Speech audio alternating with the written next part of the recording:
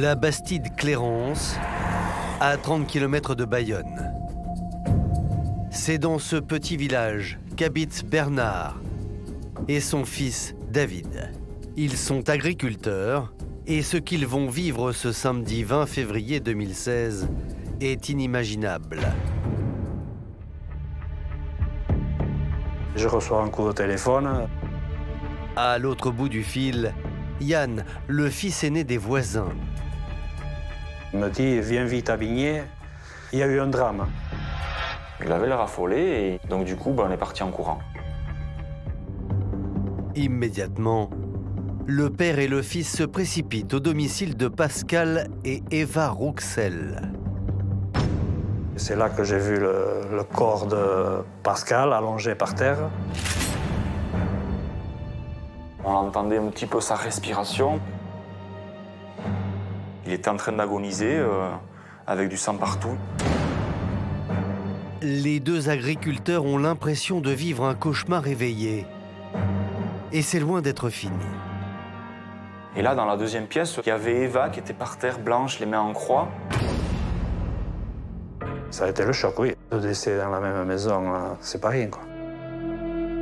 Agenouillé auprès d'Eva, sa mère, le fils aîné tente coûte que coûte de la réanimer. Il faisait du massage cardiaque, du bouche à bouche. Je lui ai dit, mais qu'est-ce qui s'est passé? Il y a eu des coups de feu, il me dit. C'est le début d'une incroyable histoire, digne d'un véritable polar. L'histoire d'une famille brisée à tout jamais. L'histoire de deux frères qui s'accusent du pire. Un double meurtre qui va plonger les enquêteurs dans une autre dimension.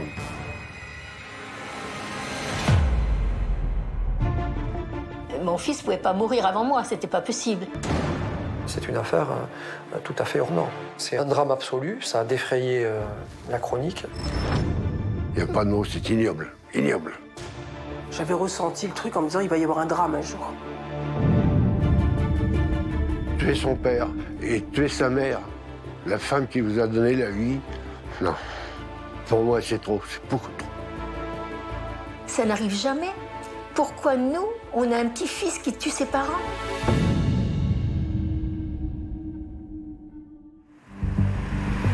Retour à la Bastide Clérance. Il est 11h50 lorsque les secours arrivent au domicile des Rouxel.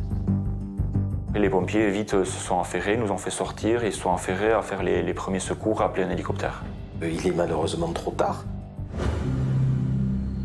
Sur place, les gendarmes interrogent aussitôt Yann.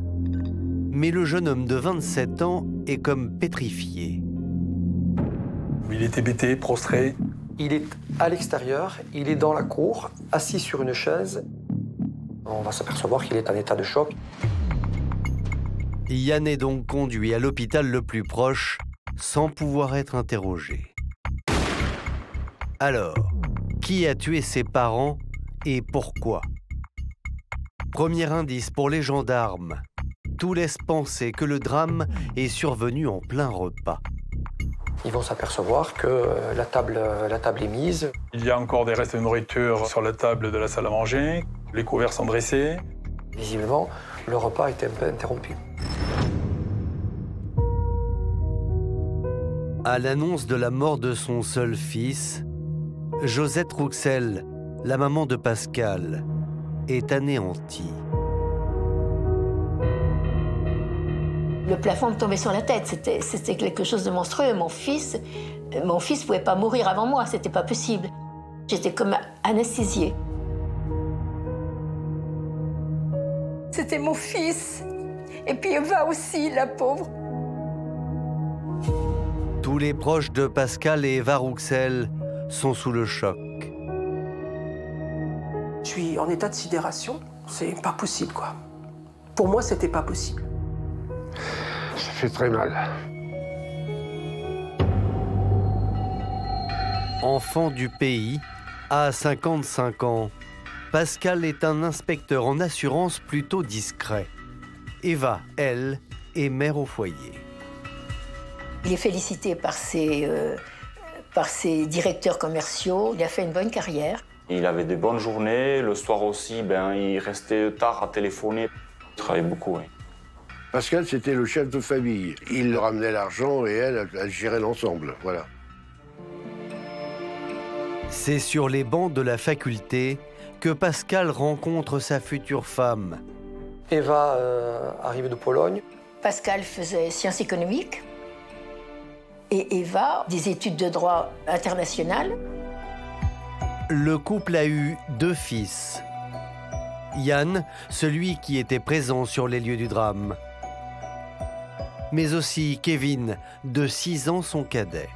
Eva, on l'a décrit comme une femme de caractère, très mère poule.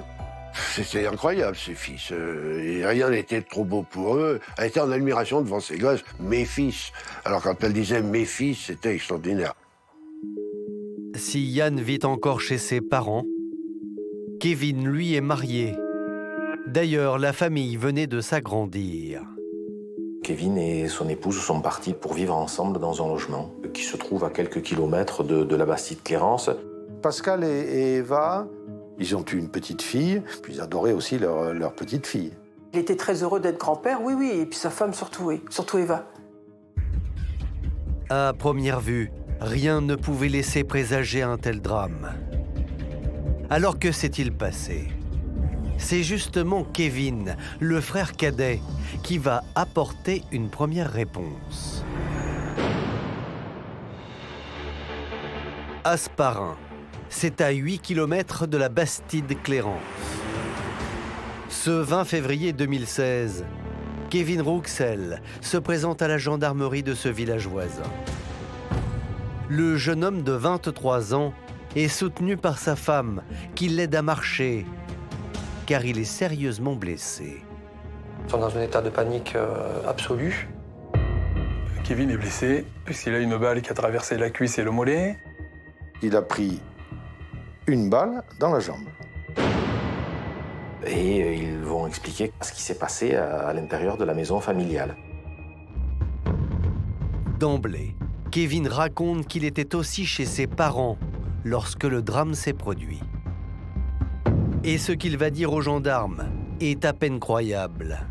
Ce jour-là, toute la famille se réunit au domicile des parents pour fêter l'anniversaire de Kevin. Et c'est à partir de ce moment-là que les choses vont s'enchaîner et que le drame va se jouer.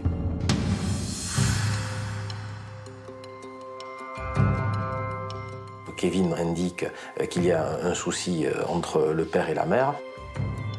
Eva aurait trompé son époux.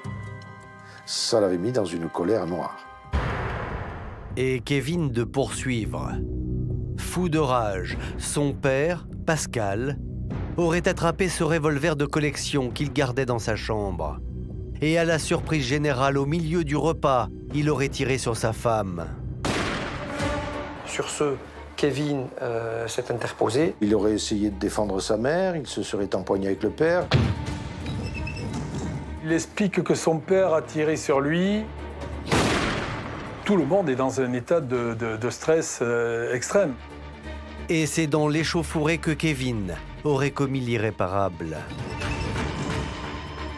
Kevin réussit à s'emparer de l'arme. Et c'est là que part le coup de feu. Ce serait accidentel. Il n'avait pas l'intention de tirer ce coup de feu. Sous le choc, le jeune homme de 23 ans aurait choisi de prendre la fuite avec sa femme et leur enfant, avant de prévenir les gendarmes. Voici ce que le jeune homme déclare. J'étais choqué de ce que j'avais fait et d'être blessé. Je pleurais. Je pensais que ma mère était juste blessée. Tuer son père, c'est choquant. Les enquêteurs sont interloqués. On n'a pas l'habitude de voir arriver un jeune homme pour raconter de tels faits. Kevin est aussitôt transféré à l'hôpital pour y être soigné. Alors, Pascal Rouxel aurait-il abattu sa femme avant que son propre fils ne le tue pour la défendre?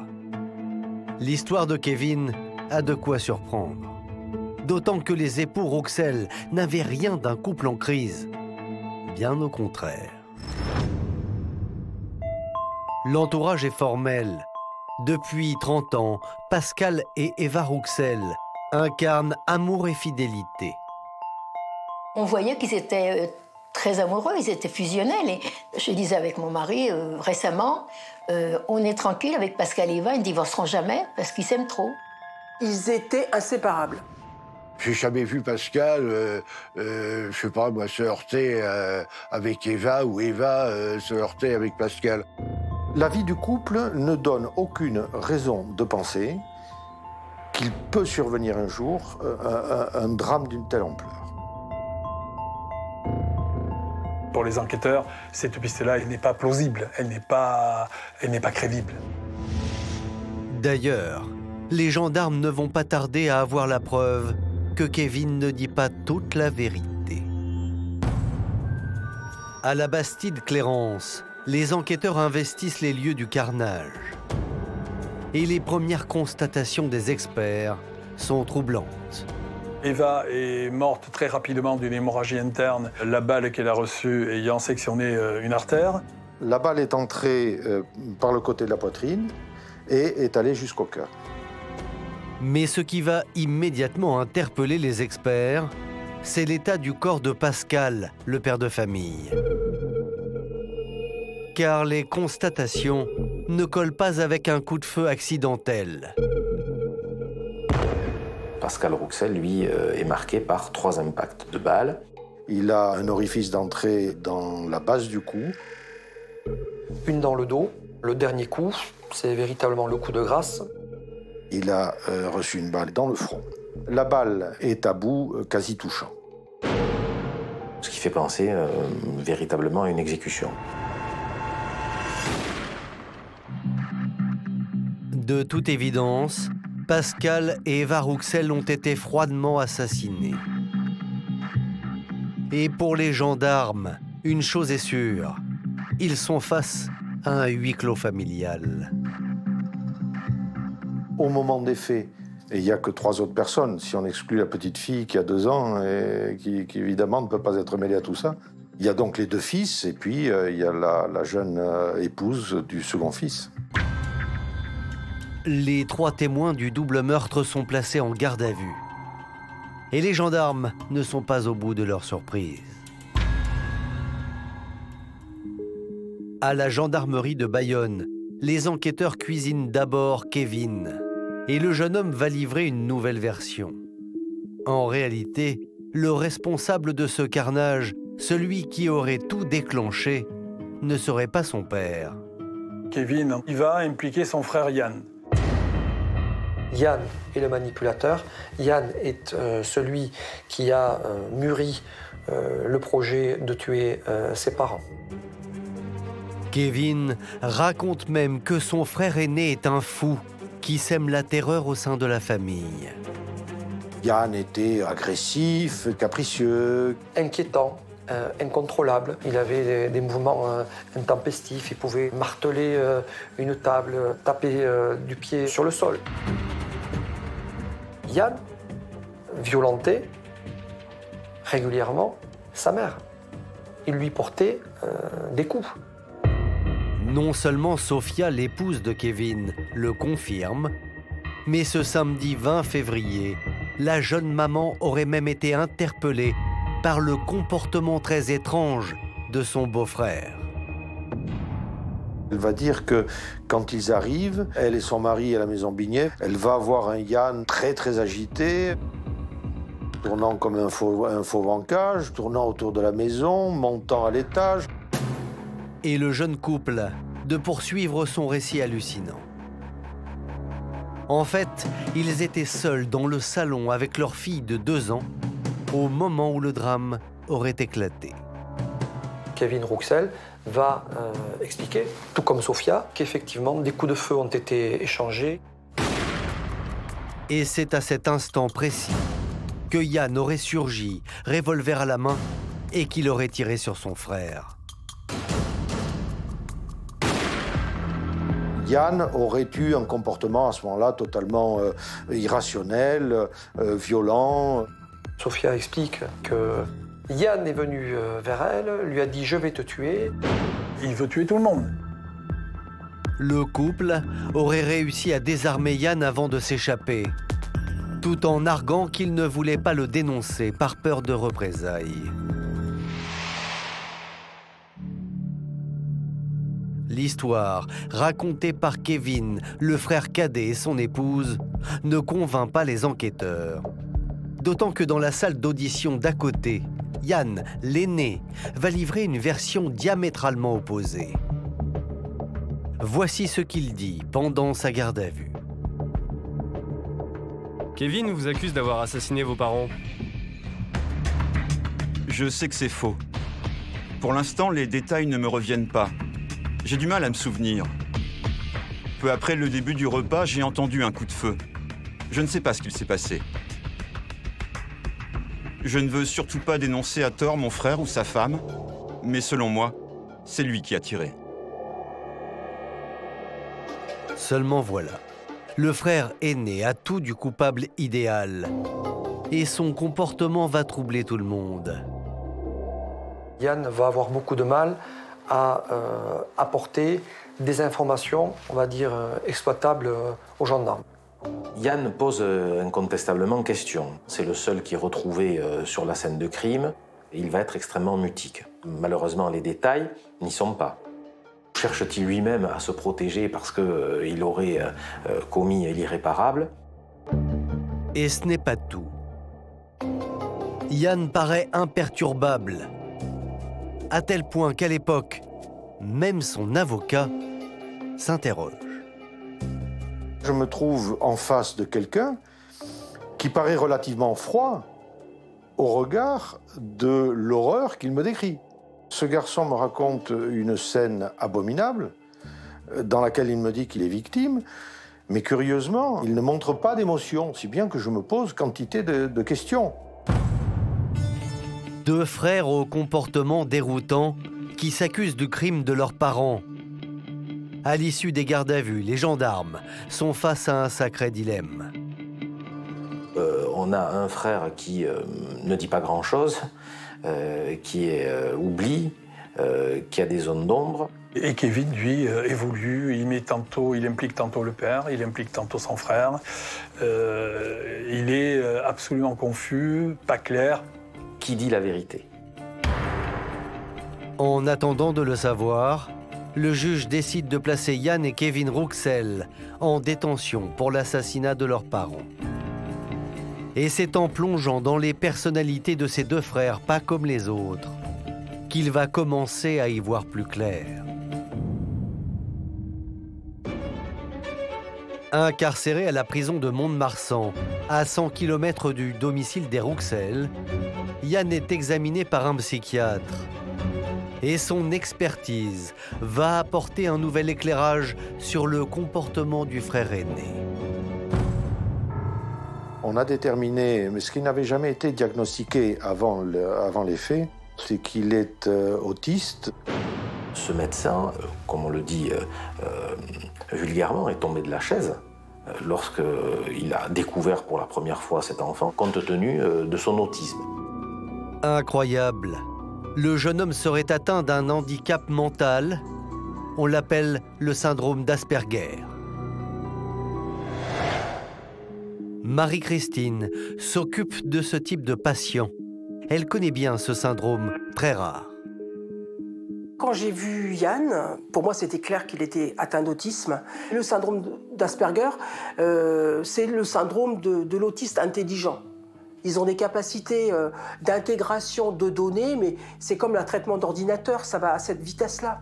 Et lui, pour se détendre, il fait des théorèmes de mathématiques pour se détendre, voyez. Il y en a d'autres pour qui ça pourrait être un petit peu embêtant, ben lui, c'est ça. Il a une intelligence, par contre, il faut l'accompagner, l'aider. Tout est figé, tout est planifié, et dès qu'on sort à peine du cadre, il y a panique à bord. Tous les proches racontent qu'ils avaient bien remarqué le comportement étrange du fils aîné. Yann, il avait un comportement un petit peu robotique, comme ça, il se balançait, on voyait dans ses mouvements, il n'était pas, je sais pas comme nous, pas aussi fluide, manquait de fluidité dans les dialogues, dans la manière comme il bougeait. Il avait un contact un peu bizarre, il était assez curieux dans ses réflexions, il était dans son monde. Donc avoir une conversation avec lui, avec Yann, c'était très très difficile. Même quand il disait bonjour, c'était bonjour Bernard, sec, pas souple, quoi, avec le sourire. Les personnes qui sont atteintes de ce syndrome, la principale singularité, c'est qu'ils n'arrivent pas à communiquer leurs émotions.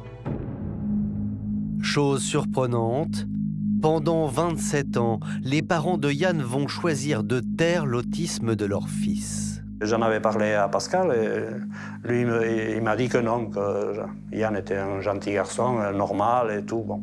À un moment donné, on lui disait, tiens, Yann, ça va. Bon, il nous avait dit une fois, les parents, non, c'est bon, on lui a trouvé un truc, c'était la thyroïde. Bon, on s'est pas alarmé plus que ça, bon. Soit il y a une espèce de honte à dire que l'on a un enfant différent. Soit il y a tout simplement une volonté de dire on est heureux comme ça, on est heureux entre nous, et puis fichez-nous la paix. Pour les enquêteurs, tout s'éclaire. On découvre que son étrangeté et l'étrangeté de ses dépositions sont dues à son syndrome. Il a cette maladie qui peut expliquer un certain nombre d'aspects qui ont, de prime abord, pu perturber. L'entourage est unanime. Certes, Yann Rouxel est un enfant à part, mais il n'a rien d'un fou dangereux. Bien au contraire. Yann, ça paraissait quelqu'un de très très calme, quelqu'un de gentil. Personne ne vient présenter Yann comme étant une personne violente. Il avait une relation quasi fusionnelle avec ses parents. Sa maman l'a beaucoup aidé. Hein. Elle voulait qu'il sorte de ça. Elle voulait qu'il s'en sorte. Sa mère, quand elle voyait son fils, elle le couvait des yeux. Et Yann n'était pas en capacité de tuer ses propres... Et quel intérêt? Quel intérêt? Lorsque j'ai lu que dans les journaux que Kevin et Yann avaient été incarcérés dans maison d'arrêt, j'étais sous le choc. J'ai été peinée, moi, peinée pour le coup pour Yann. Je suis sûre, j'aurais mis mes deux mains coupées qu'il n'était pas responsable, ni coupable. Il n'a rien fait, c'est sûr, il n'a rien fait. Et je ne le vois pas tuer ses parents. D'ailleurs, souvenez-vous, d'après les voisins le jour du drame, Yann Rouxel aurait même tout tenté pour sauver ses parents. Quand j'arrive, j'ai vu Eva qui était allongée. Yann, il était en train d'essayer de la réanimer. Il faisait tout ce qu'il pouvait quoi, pour bouche à bouche et massage. Je me suis toujours de suite dit, oui, bon, ça peut pas être Yann, quoi. On peut pas tuer sa mère et aussitôt après essayer de vouloir la sauver. Donc non, c'était pas possible. Rien ne colle. Les experts vont relever un point fondamental et quasi scientifique qui ne laisse pas de place au doute. Les autistes Asperger n'ont aucune disposition pour le mensonge. Je le sais pour l'avoir fréquenté de nombreuses fois. J'ai des enfants dans mon association, des gosses de 6 ans jusqu'à 18 ans. Un qui tape l'autre. Si vous dites à la personne qui a donné le coup, est-ce que tu as tapé? Il dit oui. Il ne va pas dire non, alors qu'un autre pourrait dire ben non, c'est pas moi, j'ai rien fait. Donc ils disent les choses. Je l'ai vu. Ils ne savent pas mentir. On va comprendre que ce garçon-là ne peut pas être véritablement impliqué dans le double meurtre de ses parents. Les pièces du puzzle sur la participation de Yann ne tiennent pas. Le jeune autiste n'aurait donc rien à se reprocher. En revanche, du côté de son frère Kevin, on peut se poser la question.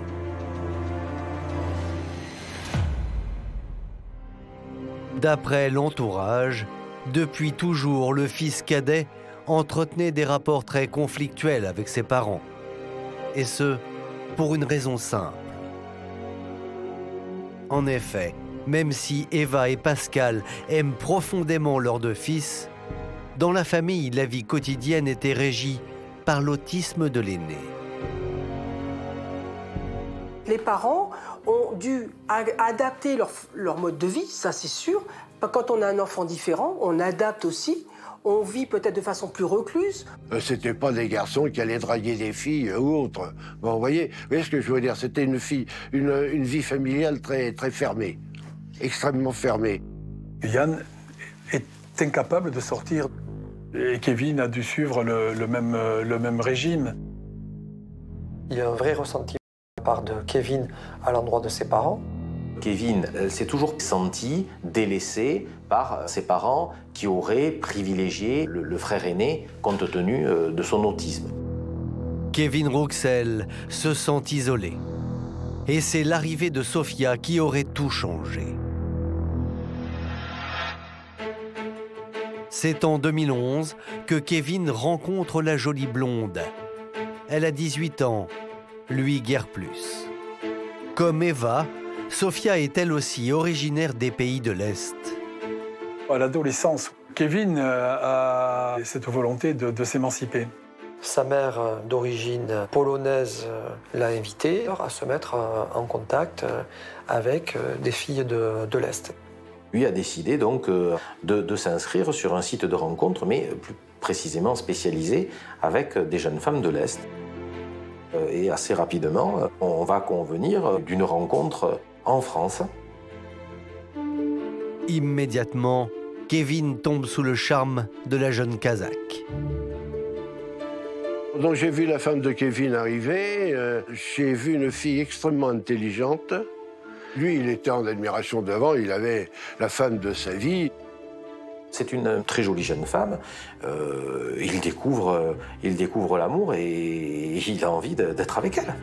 J'ai trouvé Kevin avec Sofia très fusionnel, quoi. Ça faisait 15 jours, tout le temps il la gardait dans les bras, il était à côté d'elle, il l'embrassait plusieurs fois pendant le repas.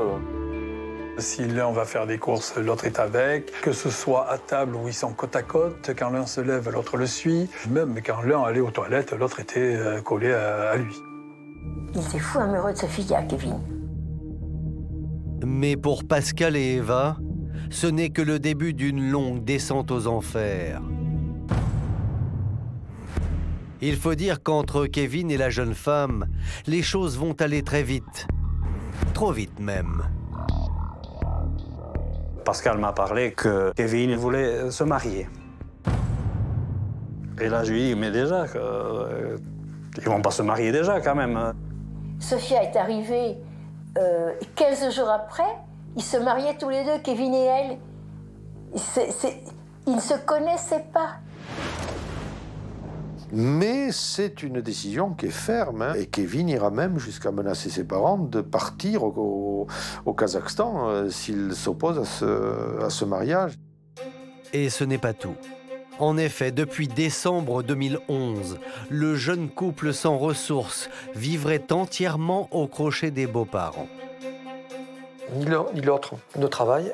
Sofia, par définition, ne travaille pas. Elle vient d'arriver en France, elle ne parle pas le français, c'est dans l'ordre des choses. Kevin, il n'aimait pas trop le travail. Je pense que le père devait le booster aussi pour le faire travailler, vu ce que je voyais, quoi. Il traînait les pieds et je pense que ça ne l'intéressait pas. J'en parlais beaucoup à mon fils. Je lui disais quand même, Kevin, il faudrait qu'il fasse ça et ça. Je trouvais qu'il était un peu flemmard. Et je lui disais, il faut que tu le remues un peu, Kevin, quand même. Le mariage a été organisé et financé par les parents Rouxel. Les parents, Pascal et Eva, ont tout payé. Même après l'arrivée de leur petite fille, Kevin et Sofia continuent de se faire entretenir. Le couple va très vite décider de voler de ses propres ailes en prenant un appartement. Les parents Rouxel, ils vont remplir le réfrigérateur. Ils vont payer le loyer pendant longtemps. Pascal et Eva, dans cette affaire, ils étaient les vaches à lait. Le jeune couple, lui, il vivait comme ça, il vivait très bien comme ça, et pas de raison que ça s'arrête. Pascal et Eva ont beau se saigner, rien n'y fait. Leur fils et sa compagne en voudraient toujours plus. Alors, peu de temps avant le drame, les époux Rouxel avaient dû prendre une décision radicale. Pascal, avec son propre salaire, faisait vivre sa femme, ses deux fils, sa belle-fille, lui et après un bébé. Donc effectivement, tout ça, ça a pesé. C'est Eva qui a dit stop. Là, maintenant, puisque voilà, t'es père de famille, prends tes responsabilités, on ne peut pas t'avoir à charge toute ta vie. Seulement voilà, la décision des parents Rouxel de couper les vivres à leur fils n'est pas sans conséquences. car les tensions au sein de la famille vont prendre des proportions hallucinantes. Les enquêteurs vont s'apercevoir que Kevin et Sofia éprouvent un certain ressentiment à ne pas obtenir tout ce qu'ils veulent. C'était le chantage affectif. Si vous nous aidez, vous verrez votre petite fille. Si vous ne nous aidez pas, vous ne verrez pas votre petite fille. C'est délirant, cette histoire. C'est délirant. Kevin et son épouse semblent prêts à tout pour obtenir de l'argent, à tel point que les beaux-parents avaient même peur pour leur vie. Eva avait surpris Sofia au téléphone en train de parler de l'héritage. Et elle avait dit en russe que bientôt ils auraient le magot.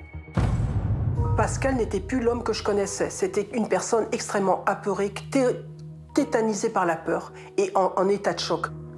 J'ai pas cru tout ce qu'Eva me disait parce que c'était trop fort. J'avais jamais entendu une chose pareille.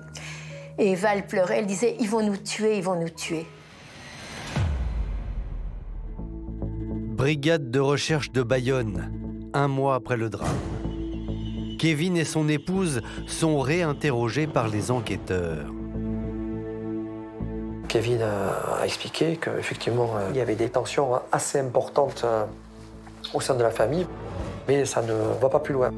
Voici ce que Kevin déclare. Mon père a toujours été violent avec moi. Depuis tout petit, j'étais sa tête de turc. Ce sont des disputes familiales, comme il y a dans toutes les familles. Ce n'est pas parce qu'on a des disputes avec ses parents que l'on veut les tuer. Mon père m'avait souvent dit qu'il voulait me déshériter. Je savais que je n'aurais pas l'héritage, donc ça ne m'intéressait pas.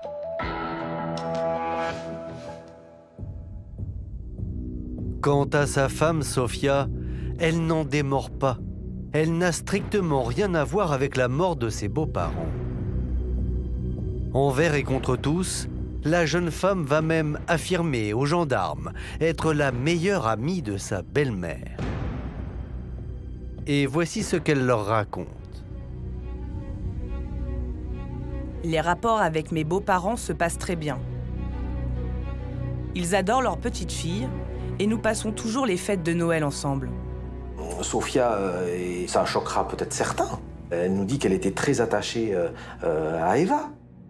J'étais très complice, je m'entendais très bien avec eux. Sauf que tous les témoins qui ont été entendus viennent dire à l'unisson que Pascal et Eva se méfiaient de Sofia comme de la peste. C'est du délire, ça. C'est du délire. Voilà, c'est la pauvre petite fille qui venait de l'Est, innocente, la petite fille qui était dans son monde des bisounours avec des fées clochettes partout, et puis tout d'un coup elle se retrouve avec un type qui était presque dangereux, mais qu'elle était pour rien et qu'elle aimait papa Pascal et maman Eva. Ça, c'est pas possible. C'est pas possible. Pour les enquêteurs, rien ne sonne juste dans les propos de Kevin et de son épouse Sofia. D'ailleurs, ils vont bientôt trouver une preuve accablante de l'implication du frère cadet.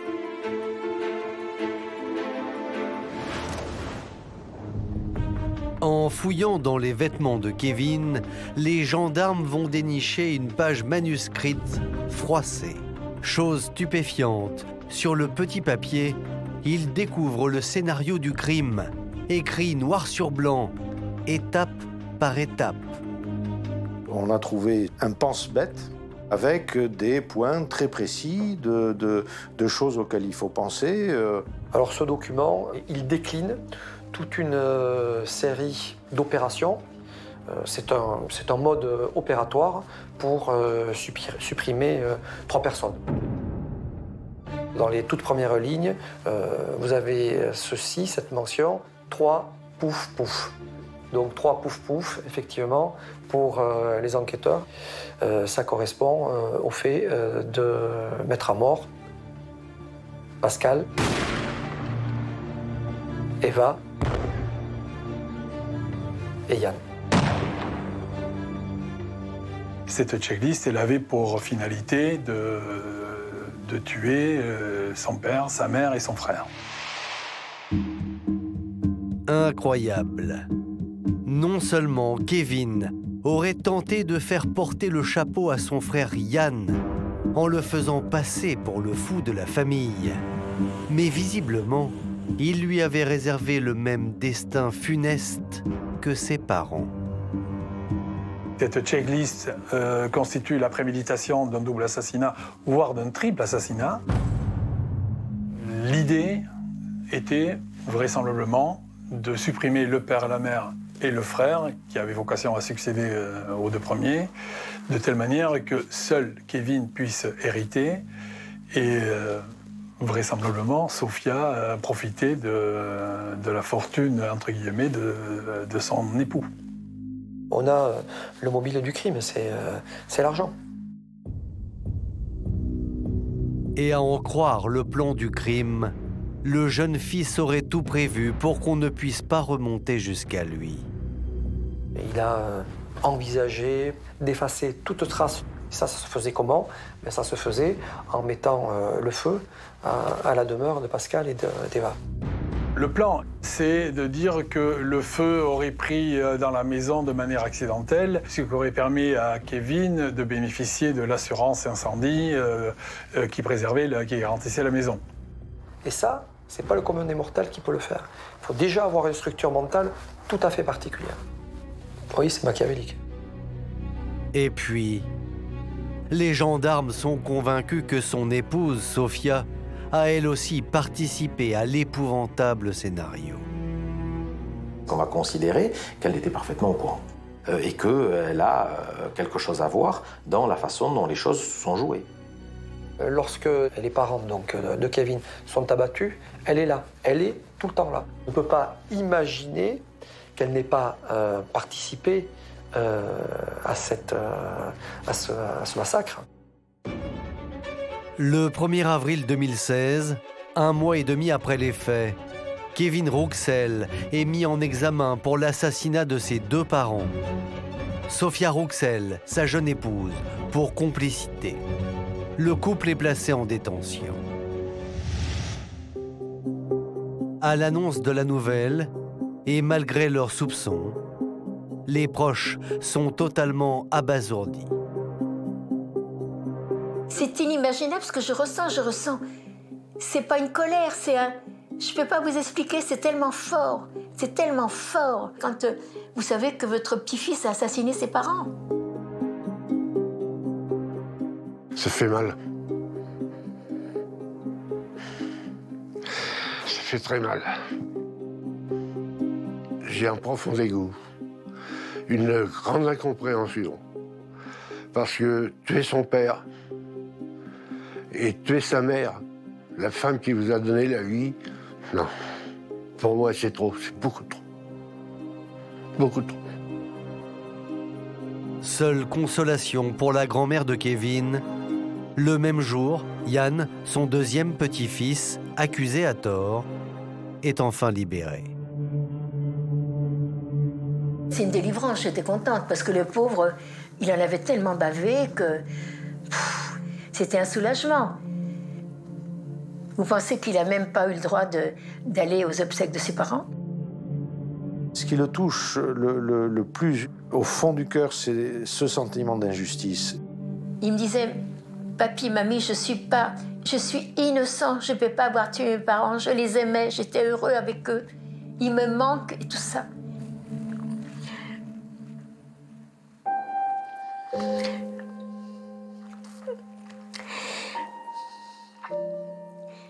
Et il m'a dit, mamie, excuse-moi, mais je ne peux pas montrer mes sentiments. Parce qu'un Asperger a du mal à montrer ses sentiments. Mais je voyais qu'il souffrait, qu'il avait une souffrance réelle.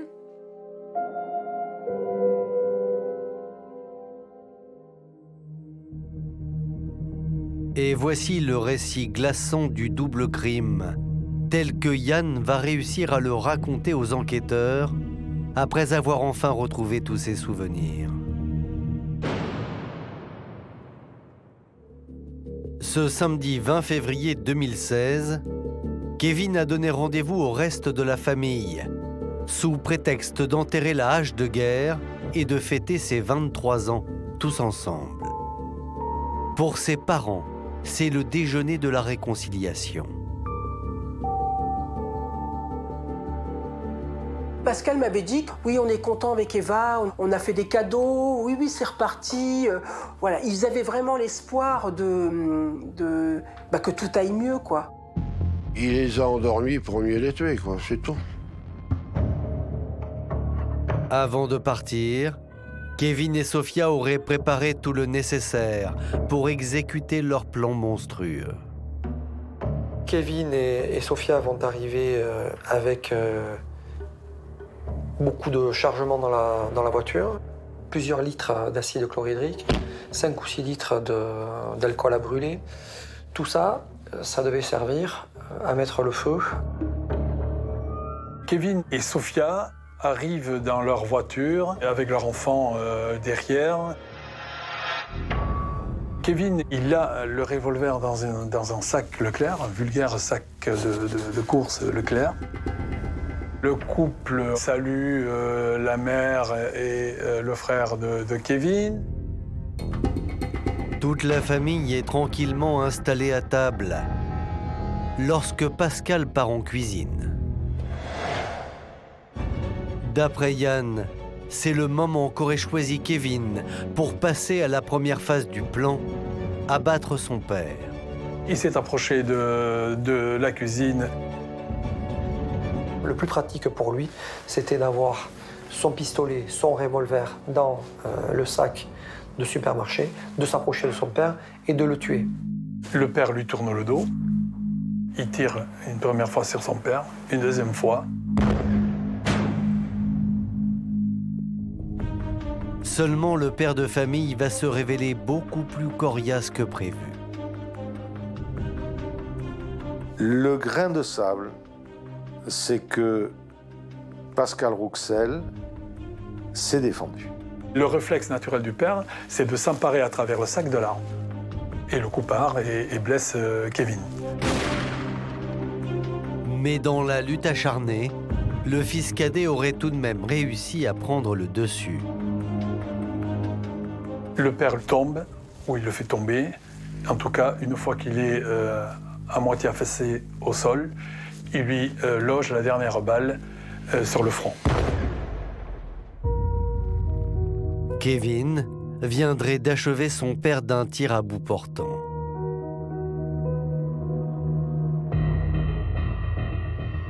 Au même moment, dans la salle à manger, son frère aîné et sa mère s'affolent. Et voici la suite de l'effroyable récit de Yann. Yann entend un grand bruit qu'il n'identifie pas tout de suite comme un coup de feu. Il se précipite avec sa mère derrière lui vers la cuisine. Yann se retrouve dans cette cuisine où il voit son père au fond de la pièce, allongé sur le sol, son frère qui se dirige vers lui, qui tient dans la main une arme de poing. C'est une scène abominable. Et pourtant, pour le jeune autiste, le cauchemar ne fait que commencer. Voici ce qu'il déclare. Je me souviens maintenant que quand je me suis retrouvé face à Kevin, l'arme était déjà chargée.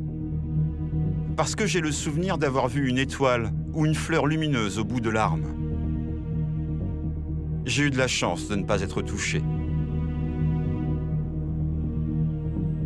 Cette lumière qui ressemble à une fleur qui doit être multicolore, c'est le coup de feu qui emportera Eva Rouxel. Elle a pris cette balle en pleine poitrine. Kevin Rouxel vient de tuer son père et sa mère, reste maintenant à éliminer son frère aîné. Il va se retrouver face à face avec son frère. Il saisit le pistolet, il réarme le chien. De son côté, Yann Rouxel en est persuadé. Sa dernière heure est venue. Seulement miracle, son frère Kevin a commis une énorme erreur. Dans ce revolver, nous avions 5 balles. Les 5 balles ont été utilisées. 3 pour abattre Pascal, 1 qui a transpercé le mollet de Kevin Rouxel, ça nous fait 4. La 5e, il l'a tirée sur Eva et il se retrouve avec une arme totalement déchargée. Kevin n'a pas pu aller jusqu'au bout, il n'avait plus de munitions. J'ai eu l'impression qu'ensuite Kevin était gêné, comme s'il ne pouvait plus tirer. Miraculé, Yann rentre alors dans une colère noire et saute sur son frère blessé. Il va y avoir une échauffourée entre Kevin et Yann. Et à la suite de cette échauffourée, Sophia et Kevin vont être amenés à prendre la fuite. Tout le plan a mal tourné. Voilà, il n'y a plus qu'une solution maintenant, c'est de s'échapper. Détail sordide. Yann explique qu'avant le départ du couple, il a vu Sophia faire les poches de sa mère alors qu'elle agonisait dans son sang. Les enquêteurs penseront qu'il s'agissait de chercher les clés du coffre-fort pour pouvoir s'emparer de son contenu. C'est assez terrifiant d'ailleurs d'imaginer cette scène, Eva mourante et Sophia cherchant des clés. La suite, les gendarmes la connaissent.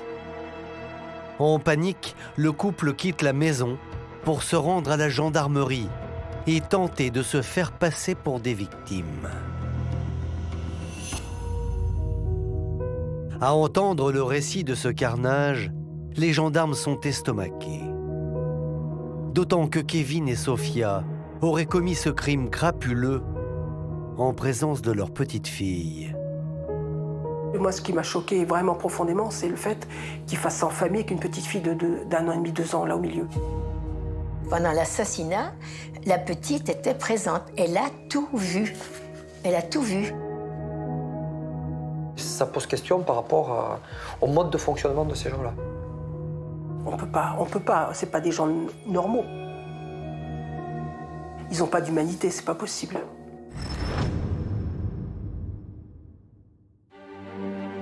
Tribunal de Pau, le 10 décembre 2018.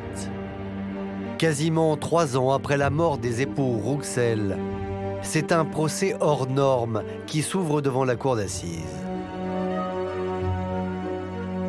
Dans le box des accusés, Kevin et son épouse Sophia. Ils risquent la prison à perpétuité pour assassinat et complicité d'assassinat. Pour la première fois, Yann est face à son frère, qui a essayé de le tuer.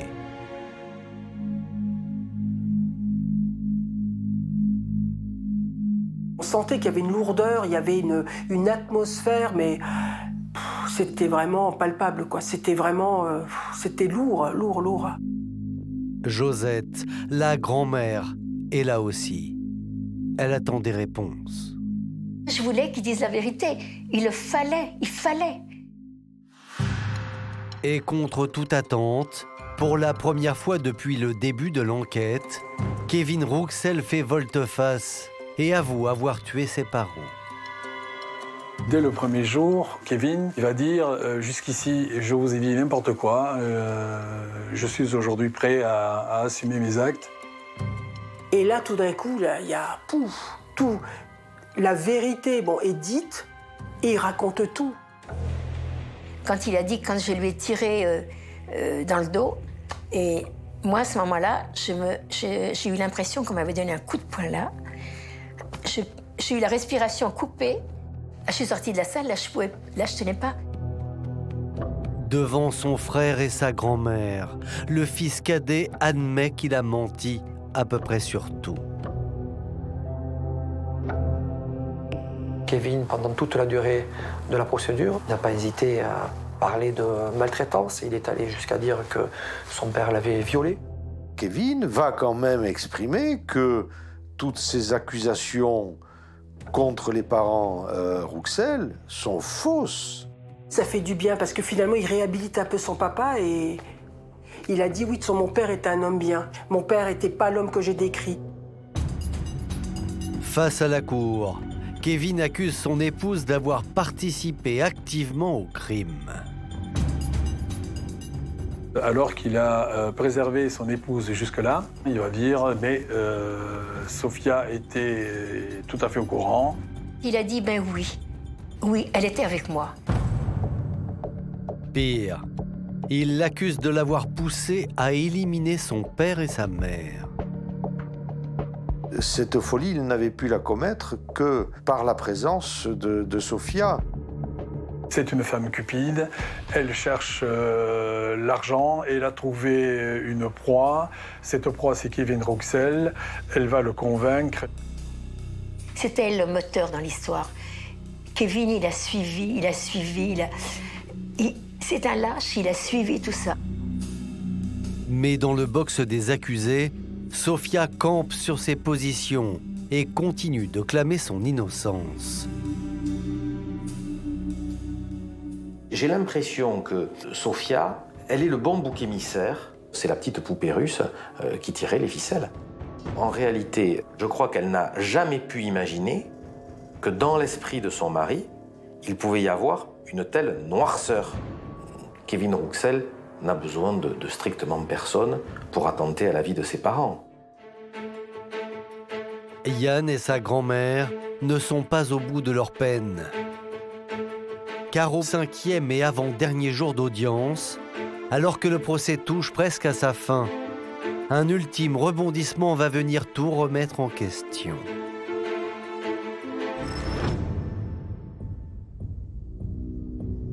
Le 15 décembre 2018, dans le box des accusés, Sofia va faire un malaise.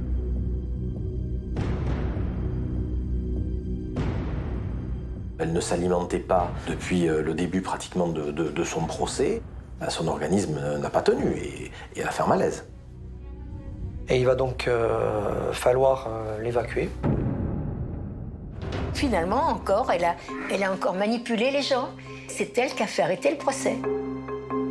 Et c'est loin d'être la seule mauvaise surprise.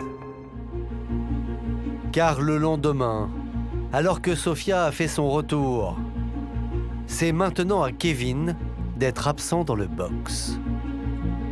Le jeune homme est hospitalisé après avoir tenté de se suicider. Kevin a essayé de se pendre avec les lacets dans la cellule du palais de justice. Le procès ne peut plus se tenir. Le procès est renvoyé. Et non seulement il est renvoyé, mais il doit être refait. Pour tout le monde, c'est un véritable coup de théâtre. Les proches des victimes sont totalement dévastés par la tournure des événements. Et là, c'est hyper choquant. Pour moi, ça a été une énorme déception, mais énorme. Yann, quand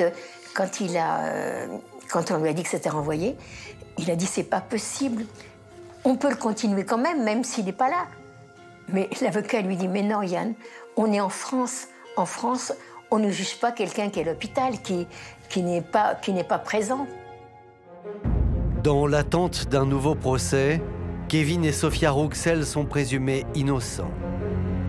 Les parties civiles sont d'autant plus désabusées qu'un mois plus tard, Sofia a bénéficié d'une remise en liberté sous contrôle judiciaire pour lui permettre de voir sa fille. C'est donc libre que la jeune femme attend d'être jugée. Quant à Yann, le fils aîné, miraculeusement rescapé, il tente de se reconstruire, et ce malgré cette tragédie qui a brisé à tout jamais sa famille. Il m'a dit, un jour, j'ai perdu 3 personnes dans ma famille. J'ai perdu mon père, ma mère et mon frère. J'espère qu'il s'en remettra, puis qu'il arrivera à se... je voudrais, moi, qu'il reprenne des études, qu'il refasse quelque chose, qu'il arrive, parce que nous, on n'est pas éternels, et qu'il puisse avoir une vie aussi, une vie à lui, qu'il arrive à vivre normalement.